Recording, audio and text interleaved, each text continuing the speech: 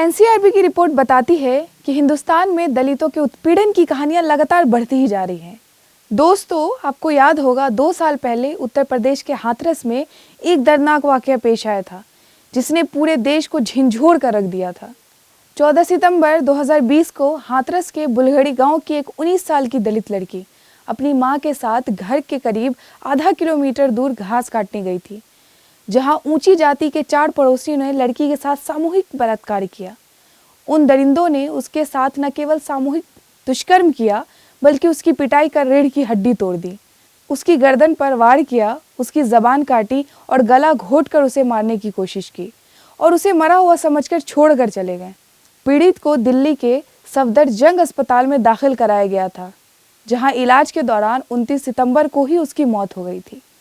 लड़की के शव को 29 से 30 सितंबर की दरमियानी रात को पुलिस ने बिना परिवार का चेहरा दिखाए जबरन पेट्रोल डालकर अंतिम संस्कार कर दिया था, जिसको लेकर देश में काफी हंगामा भी हुआ था।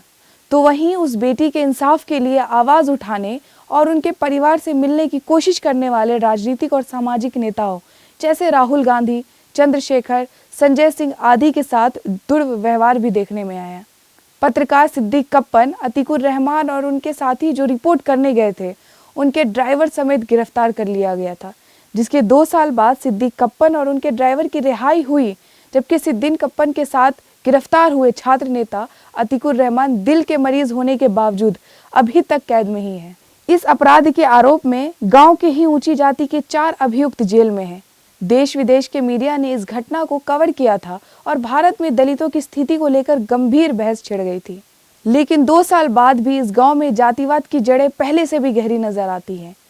बीबीसी के मुताबिक पीड़ित परिवार का आरोप है कि उन्हें अब भी जातिवाद का सामना करना पड़ रहा है। अलग अलग राज्य में आज भी ऐसी घटनाएं आए दिन देखने को मिलती है। इस तरह की दरिंदगी के हादसों का जवाबदेही आखिर है कौन?